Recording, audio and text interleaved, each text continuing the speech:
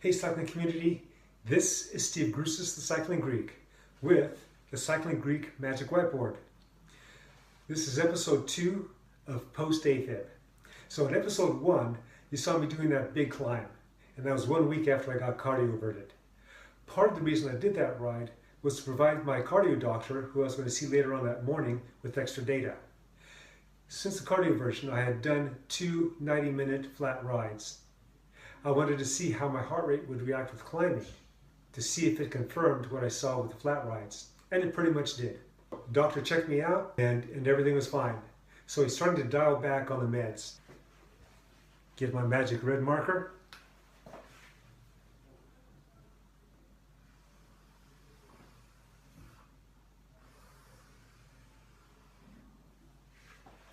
Okay, I know the heart doesn't look like that, but we're going to use it. We have our 2 atrial chambers up here, 2 ventricles down here. Okay, now I'll use my other marker. So let's talk about the meds I'm taking. First one is a blood thinner. I had to be on this for 30 days before I got zapped. Reason being is in this atrium right here, there's actually a little bit of a pocket here where if the heart is not beating correctly, there's blood that can pool up there. And with the red blood cells hitting each other, some of them can start to maybe stick. And so if a cardioversion happens after that and you got a little clot in there, then the clot can end up in your head. And so we don't want that. So that's the reason why you go on the blood thinner, and I'm still on that blood thinner for about another 3 weeks. Just in case I reverse to AFib, then I don't have to wait all that time and they can just zap me again. Second is, we'll call it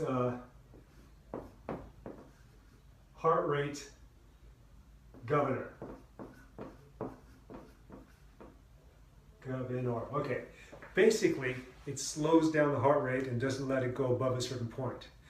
Now, it slows everything down. My heart rate gets as low as 33 beats per minute. It hits, goes blub-dub, goes out, gets some coffee, comes back again, does blub-dub, goes off, combs its hair, comes out, blub-dub, that type of thing, real slow. Fortunately, my regular resting heart rate is about 41, so it doesn't seem to affect my everyday living. But it also, when I'm on the bike, doesn't let it go up a certain point. And you saw that in episode 1, where my top end seems to be in the upper 90s, maybe the very low hundreds. And it's not that I'm challenging it, it's just when I'm riding, as I'm going up, I can see how I start to feel when it gets way up there. It starts to feel like a little bit of going into red line, so then you just back off. And at that point I'm not going all that fast, but I'm going fast enough and I'm getting a good workout. Okay, so that's what the heart rate governor does. So the other one is going to be a beta blocker. Now, going back up to the governor, the heart rate governor, I'm going to be on that for about another 2 weeks, maybe 3 weeks, and that's it. The beta blocker.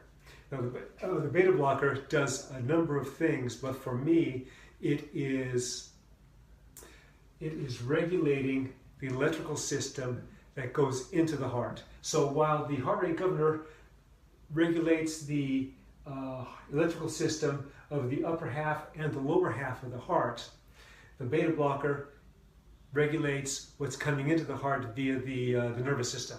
So if there's if all of a sudden I'm being chased by a lion and my adrenaline is secreted and I want to run, I'm not going to be able to run that fast because that adrenaline, the effects of the adrenaline is not going to affect my heart. So I got to stay away from zoos for a while. This one lasts about 30 days after the cardiovert. This one is also going to stop about 30 days after the cardiovert. And this one is going to go for 2 to 3 months from what he's saying after the cardiovert.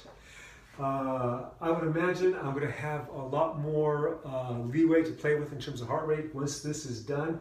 And so I'll see how things are going with the beta blocker. See if we need to negotiate any, but I think I should be fine, especially at this time of the year, because the race season doesn't start until January, even though being an old guy, I've got to ramp up a lot sooner for that, but I should be fine. What causes AFib? In the literature, you can see where this can cause AFib and that can cause AFib, but when you go to a particular person and say, why did it cause AFib in you? They really can't tell, unless there are particular triggers, and we'll talk about that. With me, one of the big things, there were two big things that was happening. And this is why I think I went into AFib. And I may have gone into AFib about 6 months ago, then come out of it. Because the feelings I was getting this time around were real similar to the feelings I was getting that time around. But since it went away, I didn't pursue it and didn't think actually much of it. I'm always having a high workload with my training. I love to train. I've always been, for a number of years, on the edge with my sleep. I'm getting up early doing stuff, sleeping, trying to catch up during lunch, which is actually a good thing to do. But years of that with the workload didn't help the situation, I'm sure. Plus, since I started caffeine about 9 months ago, and then all of a sudden at work I was now not falling asleep or not getting sleepy, and then taking more caffeine, then I thought this was great. Well, all that combination is what caused me to go into AFib, I believe. When I was talking to my doctor about this, he was saying, yeah, sleep is key. Prolonged hindrance to sleep is one of the major factors that lead into AFib. And he said when I was talking about the caffeine, he was saying, cut down on caffeine. Well, with me, I just cut it off altogether, so not a problem with that. So triggers now. He was saying that there's triggers that some people get that you can repeat. So he had this one person that when he was training and he drank something real cold, from the middle of his workout, then that would put him into AFib. And they were able to replicate that over and over. And he wouldn't stay in it, he'd be in AFib for like a half an hour or something, hour and a half maybe. Then he'd come back out of it. Other people, when they were warming down, if they warmed down too quickly, they would go into AFib. On the other end, you have people that go into the workout without warming up, they would go into AFib. They actually made a point to tell me, make sure you warm up well before you do your workouts. I usually do that, but sometimes you get the bike, you're running to the training ride just in time, you throw everything on, and then boom, you go. I can't do that anymore. You had this other guy that when he went into training, he would go into AFib. They had him bring his trainer in and his bike in, hook him up, and he'd warm up, and at a certain point when he got to a certain intensity, then he started getting that curve. He was in AFib. He'd stop and then it would go away. So I'm glad I don't have any of that. Changes that I made, I'm getting a lot more sleep, no more caffeine. I'm also going to keep an eye on that warm-up factor. I'd love to hear what you guys have gone through. For those of you that have gone through AFib, put your comments below. Remember, comment, like, subscribe. The Cycling Greek.